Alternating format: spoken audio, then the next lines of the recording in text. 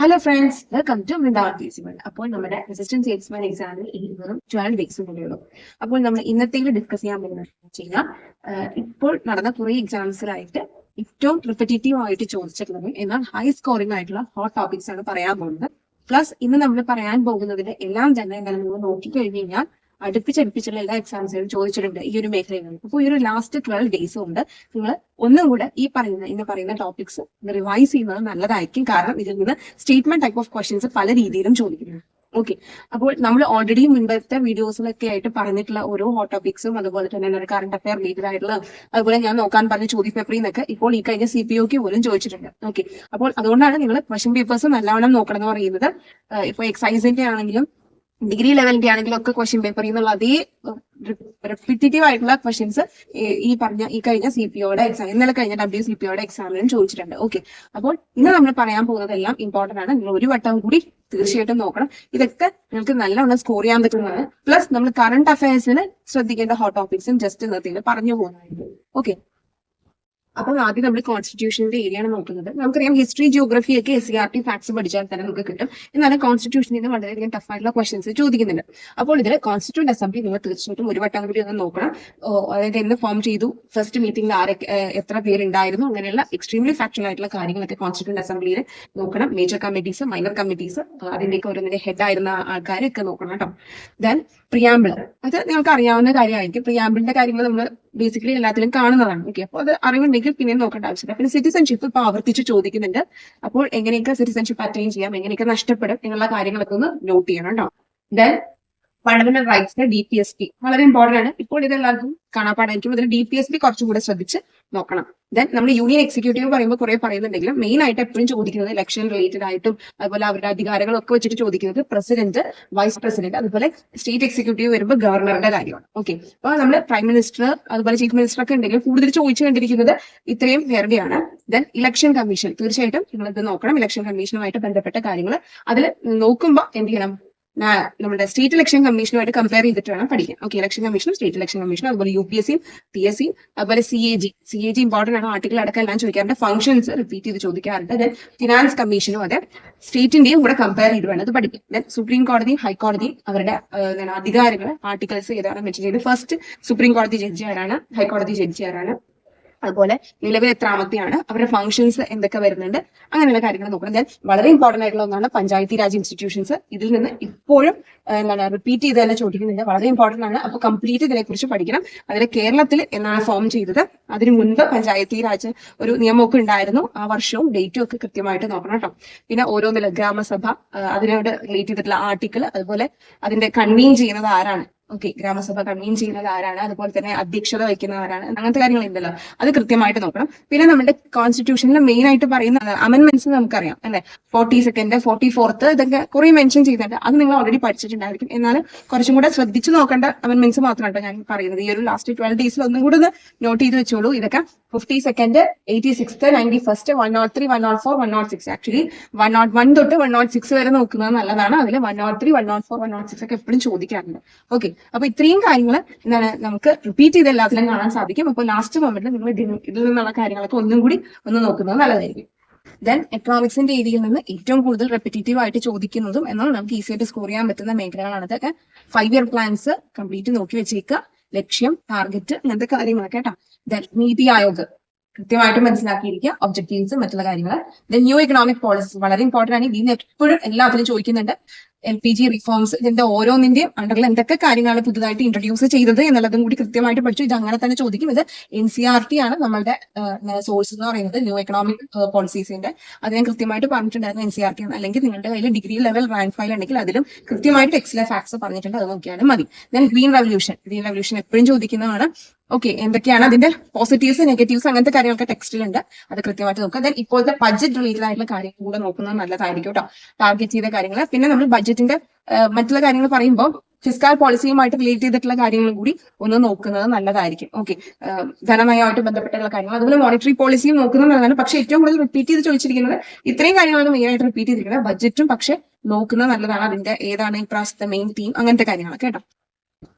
Next സുപ്രധാന നിയമങ്ങൾ അഥവാ ഇമ്പോർട്ടന്റ് ആക്ട്സിന്റെ ഭാഗത്ത് നമ്മളോട് കുറെ പറയുന്നുണ്ട്. അതൊക്കെ നിങ്ങൾ ഓൾറെഡി ഒരു വട്ടമെങ്കിലും അല്ലെങ്കിൽ ഒന്നോ രണ്ടോ വട്ടമെങ്കിലും നോക്കിയിട്ടുണ്ടെന്ന് വിചാരിക്കുന്നു. ഇത് ഞാൻ പറഞ്ഞല്ലോ കുറേയധികം ചോദ്യ പേപ്പറുകളെ നോക്കിയതിന്റെ ബേസിസിലാണ് ഞാനിത് പറയുന്നത്. റിപ്പീറ്റ് ചെയ്ത് ചോദിച്ചിട്ടുണ്ട്, പലതരത്തിലും ചോദിച്ചിട്ടുണ്ട്. അപ്പൊ ഇത് ഒരു വട്ടം കൂടി കൃത്യമായിട്ടൊന്ന് പഠിച്ചു വെക്കുന്നത് നല്ലതായിരിക്കും. മെയിൻലി ഇതിൽ പറഞ്ഞിട്ടുള്ള ആക്ട്സ് ഒക്കെ വെബ്സൈറ്റിൽ നിന്നൊക്കെയാണ് ചോദിക്കുന്നത്. അപ്പോൾ അങ്ങനെ നോക്കുന്നത് നല്ലതാണ്. അപ്പോൾ ഇതിൽ ഏറ്റവും ഇമ്പോർട്ടന്റ് നിങ്ങൾക്ക് എല്ലാവർക്കും അറിയാം, ഗാർഹിക പീഡന നിരോധന നിയമം വളരെ ഇമ്പോർട്ടന്റ് ആണ്. അതിന്റെ മുക്കും മൂലയൊക്കെ അരിച്ച് പറക്കി പഠിക്കുന്നത് നല്ലതാണ്. സെക്ഷൻസ് ഓർത്തെടുക്കാൻ കുറെ ബുദ്ധിമുട്ടുണ്ടെങ്കിൽ എന്താണ് ഒന്നോ രണ്ടോ ഒക്കെ നോക്കുന്നതായിരിക്കും നല്ലത്. ഓക്കെ, കാരണം എല്ലാത്തിലും സെക്ഷൻസ് ഉണ്ട്. പറ്റുന്നവര് അതും പഠിക്കുക. ദെൻ പോക്സോ ആക്ട് ഇമ്പോർട്ടന്റ് ആണ്. Then national commission for women and state commission for women. Then NHRC SHRC, അതായത് ഹ്യൂമൻ റൈറ്റ്സ് കമ്മീഷൻ. പിന്നെ മൈനോറിറ്റി കമ്മീഷൻ, അത് നാഷണലിന്റെയും സ്റ്റേറ്റിന്റെയും കമ്പയർ ചെയ്ത് പഠിക്കുക. ദെൻ ഇൻഫർമേഷൻ കമ്മീഷൻ, അതായത് നമ്മുടെ ഇൻഫർമേഷൻ ആക്ട് ഉണ്ടല്ലോ, അതും ഒപ്പം കമ്മീഷൻസും കൂടെ ഉൾപ്പെടുത്തിയിട്ടാണ് ഇത് പറഞ്ഞിട്ടുള്ളത്. അതുപോലെ കൺസ്യൂമർ പ്രൊട്ടക്ഷൻ, ഇത് ആക്ച്വലി ടെക്സ്റ്റിൽ ഉള്ളതായതുകൊണ്ട്, ഇത് രണ്ടും ടെക്സ്റ്റിൽ ഉള്ളതായതുകൊണ്ട് ഇതിനെ കുറിച്ചുള്ള ഡീറ്റെയിൽ ആയിട്ടുള്ള കാര്യങ്ങൾ തീർച്ചയായിട്ടും ചോദിക്കും.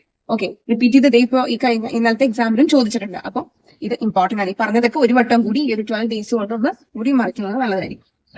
നെക്സ്റ്റ് നമ്മൾ കറണ്ട് അഫയേഴ്സിന്റെ ഭാഗത്തുനിന്ന് റിപ്പീറ്റ് ചെയ്ത് ചോദിക്കുന്ന കാര്യങ്ങളാണ് ഞാൻ എഴുതിയിട്ടുള്ളത്. നിങ്ങൾക്ക് ഓൾറെഡി അറിയാം 23, 24 ഒക്കെ ചോദിക്കാം.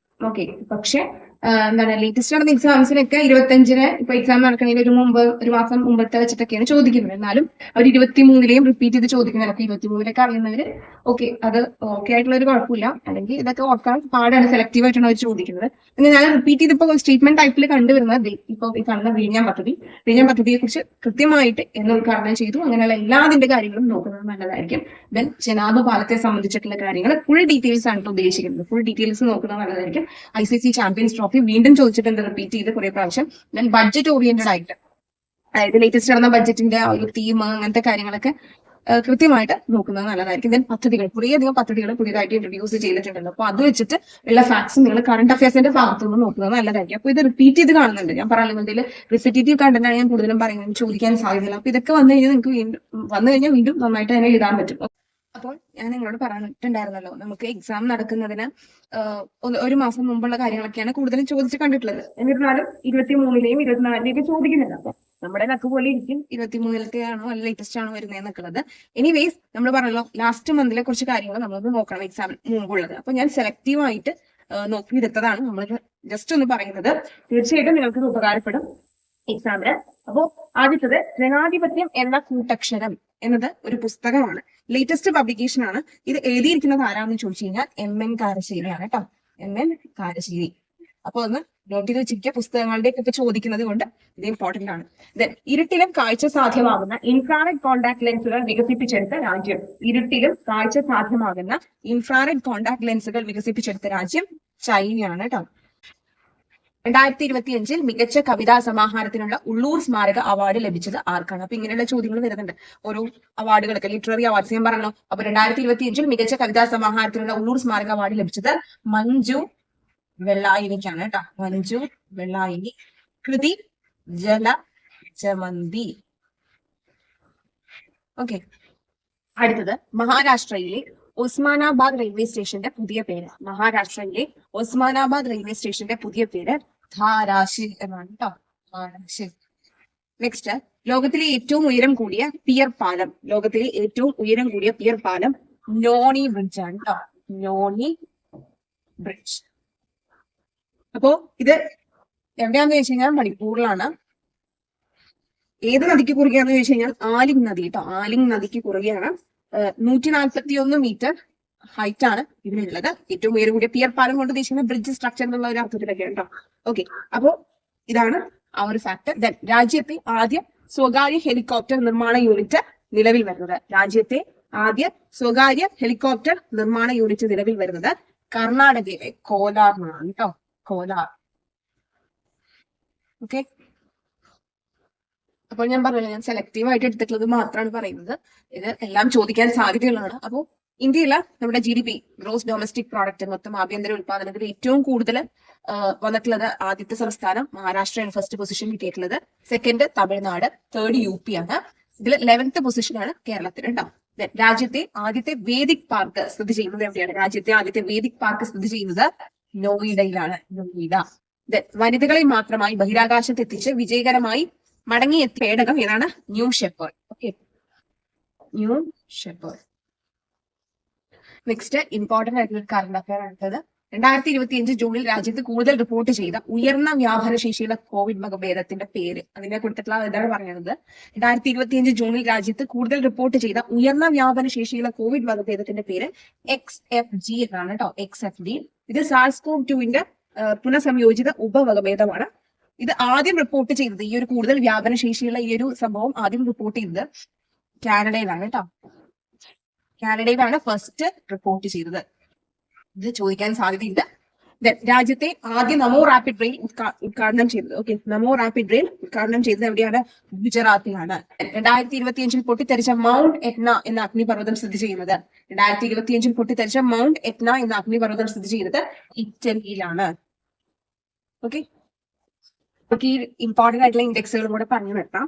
ഇതില് ഗ്ലോബൽ ഇന്നോവേഷൻ ഇൻഡെക്സില് ഇന്ത്യയുടെ പൊസിഷൻ ആണ് കേട്ടോ എല്ലാം പറയുന്നത്. 2024 ബേസ് ചെയ്തിട്ടാണ് ഇത് 39. ഓക്കെ, ഗ്ലോബൽ ഇന്നോവേഷൻ ഇൻഡെക്സില്. ഇനി ഗ്ലോബൽ ഹങ്കർ ഇൻഡെക്സില് 2024 ഇന്ത്യയുടെ പൊസിഷൻ 105 ആണ്. ഓക്കെ, 105 ആണ്. വേൾഡ് ഹാപ്പിനെസ് ഇൻഡെക്സില് 2025 ഇന്ത്യയുടെ പൊസിഷൻ 118 ആണ്. ഓക്കെ, 118 ആണ്. ദെൻ വേൾഡ് പ്രസ് ഫ്രീഡം ഇൻഡെക്സില് ഇന്ത്യയുടെ പൊസിഷൻ 2025 ഏത് വെച്ച് പറയാണ് 151. ഓക്കെ, 151. അപ്പൊ ഈ ഒരു ഓർഡറിൽ തന്നെ നോക്കിയാൽ മതി കേട്ടോ. Global innovation index 39, global hunger index 105, world happiness index 118, world press freedom index 151. ഇതെല്ലാം ഇന്ത്യയുടെ പൊസിഷൻ ആണ് കേട്ടോ പറയുന്നത്. ഓക്കെ, ഇന്ത്യയുടെ പൊസിഷനിങ് ആണ്. അപ്പൊ ഇത്രയും കറണ്ട് അഫയേഴ്സ് ഞാൻ സെലക്റ്റീവ് ആയിട്ട് എടുത്തതാണ്. ഇത് നിങ്ങൾക്ക് അറിയാവുന്നതായിരിക്കും. മറ്റേതിൽ നിങ്ങൾ കണ്ടിട്ടുള്ളതാണെങ്കിൽ ഓക്കെ, കാണാത്തതുണ്ടെങ്കിൽ ഒന്ന് നോട്ട് ചെയ്ത് വെച്ചിരിക്കാം.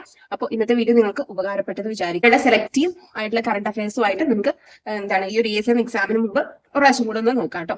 ഈ ഒരു ലാസ്റ്റ് മന്തിനെ ബേസ് ചെയ്തിട്ടുള്ള സെലക്റ്റീവ് ആയിട്ടുള്ള കറണ്ട് അഫയേഴ്സ് ആയിരിക്കും ഞാൻ എടുക്കുക. കാരണം അതാണ് കൂടുതലും ചോദിക്കാൻ സാധ്യതയുള്ളത്. ഓക്കെ, അപ്പോൾ നമുക്ക് നെക്സ്റ്റ് വീഡിയോയിൽ കാണാം. Thank you for watching.